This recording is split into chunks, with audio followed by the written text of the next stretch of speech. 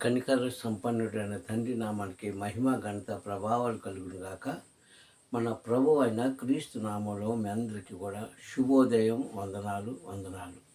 ప్రియ సంగమా, ఈ ఉదయకాల సమయంలో తండ్రి మనల్ని బ్రతికించిన విధానం బట్టి, ఆయన మనకిచ్చిన ఆయుష్కాలను బట్టి, ఆరోగ్యాన్ని బట్టి ఆయనకు మనం కృతజ్ఞతాస్తుతులు చెల్లించుకుందాం. ఆయన ఇచ్చే వాక్యం ద్వారా ఆయన వాక్యాన్ని విని, ఆయన ఒక మాటను మనం అనుసరిస్తూ నడిచినప్పుడు మనకన్నీ కూడా సవ్యంగా చక్కగా జరుగుతాయి. మరి ఈరోజు వాక్య అంశం చూసుకుంటే, ప్రతి మనిషికి కూడా మనసు ఉంటుంది. అయితే నేటి వాక్యము నిర్మలమైన మనస్సు. హల్లెలూయా. నిర్మలమైన మనస్సు ఎవరికైతే ఉంటుందో వారు బ్రతికినంత కాలం కూడా శుభములే కలుగుతాయి. వారు బ్రతికినంత కాలం కూడా వారికి మంచి ఆశీర్వాదములే ఇస్తారు తండ్రి. నిర్మలమైన మనస్సు కలిగి ఉండడం అనేది చాలా కష్టం. ఒకవేళ అలాగ ఉండాలి అనుకుంటే, అలాంటి స్థితి మనకు రావాలనుకుంటే మనుషులైన మనకు చాలా కష్టమని లేఖన భాగం మనకు తెలియజేస్తుంది. అయితే ఈ నిర్మలమైన మనస్సు కలిగిన వారు ఎవరు అని చూస్తే, మానవులు ఎవ్వరు కూడా కనిపించలేదు నాటి నుంచి నేటి వరకు. ఆ నిర్మలమైన మనస్సు, తగ్గించగలిగిన జీవితము, లోబడిన జీవితము, మాట నెరవేర్చిన జీవితము ఒక మెస్సీకి తప్ప, క్రీస్తుకు తప్ప ఎవ్వరికి కూడా అది కలగలేదని లేఖన భాగం చెప్తుంది. సంగమ మనం కూడా ఎదుటి వారి మీద కానీ, మన కుటుంబ సభ్యుల మీద కానీ, లేకుంటే మన బంధుమిత్రుల మీద కానీ మంచి మనసు కలిగి ఉంటాం, మంచిదే. కానీ అది బ్రతికినంత కాలం కూడా అలా ఉండదు. బ్రతికినంత కాలం కూడా ఆ రీతిలో మనం ఉండలేము. కానీ తండ్రి మాట నెరవేరుస్తూ, తండ్రి యొక్క చెప్పిన మాటకు శిరస్సు ఉంచి, ఆయన మంచి మనసు కలిగిన వాడుగా తండ్రి చేత అభిషేకించబడి, తండ్రి చేత ఆశీర్వదించబడి, తండ్రి చేత మెప్పింపబడినవాడు తన అద్వితీయ కుమారుడనే క్రీస్తే తప్ప మరి ఎవ్వరు కూడా లేరని మనకి అర్థమవుతుంది. అందుకే భక్తుడైనటువంటి పౌలు గారు ఫిలిప్పీ సంఘానికి ఒక పత్రిక రాస్తూ అందులో ఒక వాక్యం చెప్తున్నాడు, ఒక మాట రాశాడు అక్కడ 2వ అధ్యాయంలో. ఫిలిప్పీకి రాసిన పత్రిక 2వ అధ్యాయము 5-6 వచనాల్లో చెప్పిన మాట ఏంటంటే, ప్రభువైన అనే క్రీస్తుకు కలిగిన మనస్సు మీరు కూడా కలిగి ఉండండి. తన తండ్రి తనకి అధికారం ఇచ్చినా అలాగే జీవించకుండా, అలాగ ఉండకుండా తనను తాను తగ్గించుకొని రిక్తునిగా భూమి మీదకి వచ్చి, తండ్రికి ఇచ్చిన మాట ప్రకారంగా తగ్గింపు జీవితం జీవిస్తూ, తనకి అధికారం ఇచ్చిన సరే అధికారాన్ని ఆయన వినియోగించకుండా తండ్రి మనస్సు కలిగి, తండ్రి చెప్పిన మాట ప్రకారంగా ఆయన జీవించే విధానాన్ని మనం చూసినట్లయితే చాలా అమోఘం. మానవునిగా పుట్టి, మనిషిగా పుట్టి, తనను తాను తగ్గించుకొని రిక్తునిగా చేసుకొని ఆయన జీవితంలో ఎన్నో అద్భుతాలు చేశాడు కూడా. అలాంటి మనసు, నీతిగల మనసు, నిర్మలమైన మనసు, మనస్సాక్షి కలిగిన జీవితము ఒక మెస్సీ గారు తప్ప ఎవ్వరు కూడా భూమి మీద పొందుకోలేదండి. అలాంటి మనసు కలిగి ఉండమని నాటి భక్తుడైనటువంటి సేవకుడైనటువంటి పౌలు గారు ఫిలిప్పీ సంఘానికి చెప్పిన మాట ఈరోజు నీకు నాకు మనందరికీ చెప్తున్న మాట. సంఘమా, ఇలాంటి మనస్తత్వం కలిగిన వారు ఎంతమంది ఉన్నారండి? మన ఇంటి వారే మన మాట వినరు, మన ఇంటి వారే మన మీద విశ్వాసం ఉంచరు, మన ఇంటి వారికి మన మాట లక్ష్య పెట్టరు. మీ ఇంటి వారే, నా ఇంటి వారే, మన ఇంటి వారే ఎంతమంది ఉన్నారండి ఇలాగా? ఆయన మాటలు మనం జీవించి ఆయన మాట ప్రకారంగా ఉండాలన్న వారు ఎంతమంది ఉన్నారు? పోని అనుకుందాం, కొంతవరకే అది, కొంతకాలమే అది, కొన్ని రోజులే లేక కొన్ని నెలలే తప్ప ఎవ్వరు కూడా నిర్మలమైన మనస్సు కలిగి ఉండడం అసాధ్యము. అది ఆయనకు ఒక్కరికి సాధ్యము. తన అద్వితీయ కుమారుడైన క్రీస్తు తప్ప ఎవరికి లేదు. కానీ పౌలు గారు చెప్తున్నారు, అలాంటి మనసు కలిగి ఉన్న వారు ధన్యులు అని చెప్తున్నాడు. మానవ రూపం దాల్చుకొని దాసుడిగా ఆయన అవతారం ఎత్తుతూ దాసిత్వం చేస్తూ తనను తాను తగ్గించుకొని, నేను నా తండ్రిని దగ్గర నుంచి వచ్చాను కనుక నాకు సర్వాధికారం ఉంది కనుక మీరందరూ నాకు లోబడండి అనుకోకుండా దాసుడు రూపం ధరించినట్లుగా 2వ అధ్యాయము పిలిపిలికి రాసిన పత్రిక 5-6 వచనాలు మనకు కనిపిస్తుంది. రిక్తునిగా చేసుకున్నా అంటే ఏమీ లేకుండా, తనకంటూ ఏమీ లేకుండా చేసుకున్నాడండి. అది గొప్పతనం. ఈరోజు మనం అలా ఉండగలుగుతున్నామా? ఈరోజు ఈ కాలంలో ఏ వ్యక్తి అయినా అలా ఉండగలుగుతున్నారా? ఎంతమంది ఉంటున్నారండి ఈరోజు? మనం ఆలోచించుకుంటే ప్రతి సంగమా ఎవరూ లేరండి.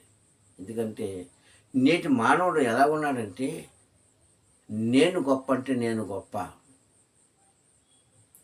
నీకంటే నేనే అత్యధికమైన జ్ఞానం కలిగిన వాడిని, నీకంటే నేనే అన్ని విధాలుగా సంపాదన కలిగిన వాడిని, నీకంటే నేనే అన్ని విషయాలు కూడా విద్య కలిగిన వాడిని అని మనం అనుకుంటున్నామో కానీ తగ్గింపు జీవితం ఎవరికి లేదు.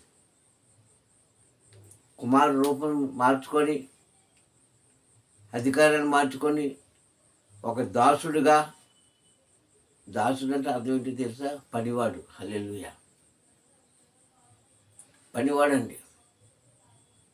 ఒక పనివాడుగా ఆయన చేసుకున్నాడు. దాసి అంటే ఏంటి? బానిసత్వం అంటే పనివారు. ఈరోజు చూడండి, మనం ఎక్కడ ఉద్యోగాలు చేసినా లేకపోతే కూలి పని చేసినా, ఒకరి చేతి కింద మనం పని చేసినా మనం ఎవరమి? వారి చేతిలో బానిసలము, దాసులము, అంతే. వారు చెప్పింది మనం చెయ్యాలి. అంతేగాని మన ఇష్టానుసారంగా జీవించడానికి అక్కడ అధికారం లేదు. మీరు ఎక్కడైనా ఉండొచ్చు, ఏ పనైనా చేయొచ్చు, ఎలాగైనా జీవించవచ్చు. స్వదేశంలో ఉన్నా విదేశాల్లో ఉన్నా మనం ఎవరిని? బానిసలు అంటే దాసులము, దాసురాళ్ళము. అంతేగాని మనం గొప్పవారు కాదు. అలాగే ఈయన సర్వాధికారం కలిగి ఉండి, అద్వితీయ కుమారుడై ఉండి, తండ్రి చూసిన వాడై ఉండి, తండ్రితో మాట్లాడిన వాడై ఉండి, ఆయనలో ఒక భాగమై ఉండి వచ్చినవాడు ఇక్కడ ఏమంటే దాసుని యొక్క రూపాన్ని ధరించుకున్నాడంట. హల్లెలూయా. అదండి తగ్గింపు జీవితం, అదండి నీతి గల జీవితం, అదండి నిర్మలమైన మనసు కలిగిన వారు చేసే క్రియలు. అంతటి ఓపిక, అంత శక్తి ఈరోజు మనకుందా? మనం చేయగలమా? ఆలోచించుకుందాం ఒకసారి. అయితే అలా ఉన్నవారు ధన్యులని నాటి కాలంలో పౌలు గారు సువార్త చేసే కాలంలో ఈ ఫిలిష్తీ సంఘానికి రాయబడిన మాటలో 2వ ఉత్తరము, అదే పత్రిక, అదే అధ్యాయము, 2వసారి రాసిన ఉత్తరంలో ఈ మాట భద్రపరిచాడు. ఎందుకంటే అప్పటికైనా సరే ఆనాటి ప్రజలు మారుతారు కదా అని చెప్పిన మాట ఈరోజు మనకి వినిపిస్తున్న మాట. ఈరోజు మనం మారుతున్నామా? మారాలి. ఎందుకంటే ఆయన యొక్క తండ్రి యొక్క ఆశీర్వాదము నీకు, నీ కుటుంబానికి, నీ పిల్లలకు, నీ భార్యకో భర్తకో లేదంటే నీ కుటుంబ సభ్యులకో పొందాలనుకుంటే మారు మనసు కలిగి ఉండాలి, పశ్చాత్తాపం కలిగి ఉండాలి, తగ్గింపు జీవితం కలిగి ఉండాలి. ప్రతి సంగమం ఇదేమీ లేకుండా మనం తండ్రికి ఇష్టలుగా జీవించడం కష్టం. ఇష్టలుగా జీవించడం కష్టం. మనకు మనం పొగుడుకుంటాం, మనకు మనం ఏదో ఓహో అనుకుంటామే తప్ప అది మన జీవితాలను ఎక్కడికి తీసుకెళ్తుందో ఎవరికి తెలియదు. కానీ వాక్యం మనతో మాట్లాడుతుంది ఉదయకాల సమయంలో.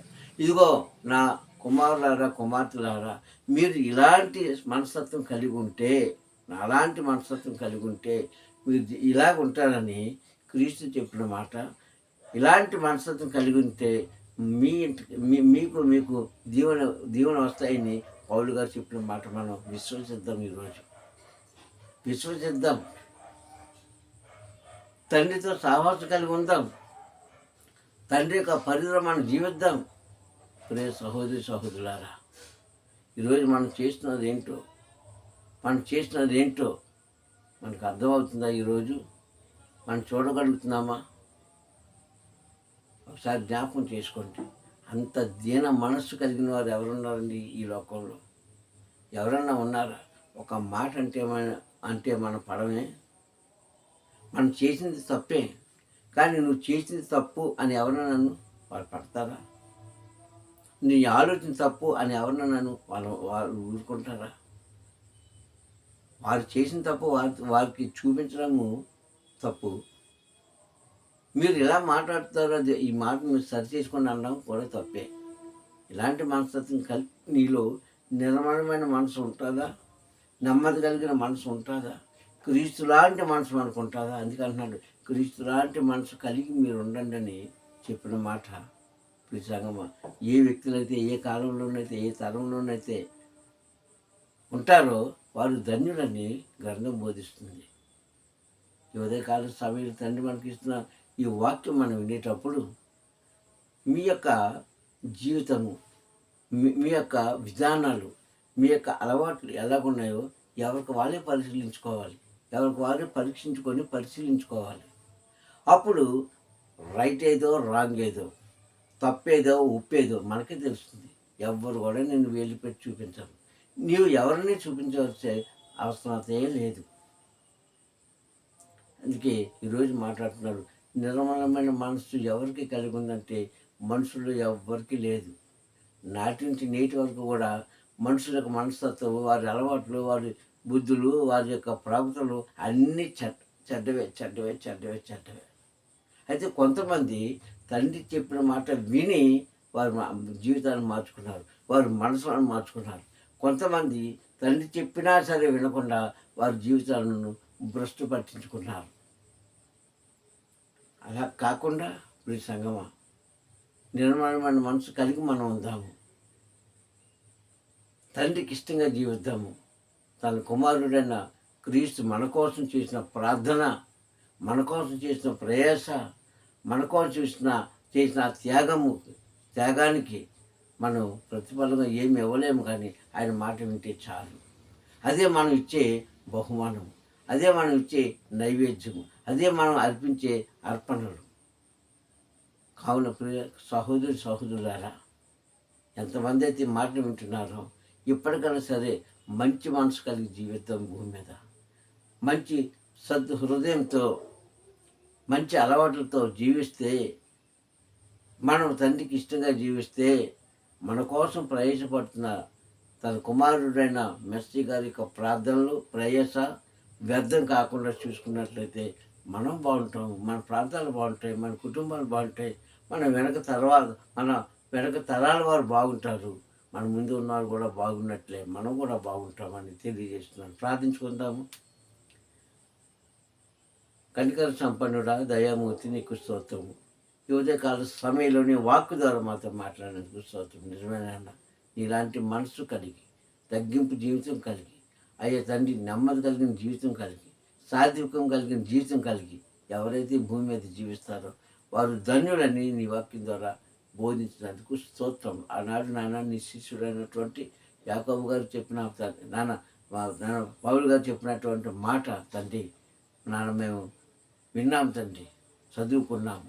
అట్టి రీతి జీవితం తండ్రి మనందరికీ కలిగి ఇవ్వండి. మాలోన కలంకము, కలుషితము, దోషుల మాటలు తొలగించి నీ కుమార్తెగా పిలవబడని సహాయం చేస్తామని వాక్యం ఉన్న బిడ్డలందరూ కూడా మరొక్కసారి జ్ఞాపకం చేసుకొని మేలుతో నింపుతారని మా ప్రియ రక్షకుడైన క్రీస్తు నామములో ప్రార్థనలు సమర్పించుకుంటున్నాను పరమ తండ్రి. హల్లెలూయా, హల్లెలూయా, హల్లెలూయా. మీ అందరికీ కూడా తండ్రి నామములో సలాం. మిమ్మల్ని తండ్రి దీవించి ఆశీర్వదించుగాక. Praise the Lord, praise the lord.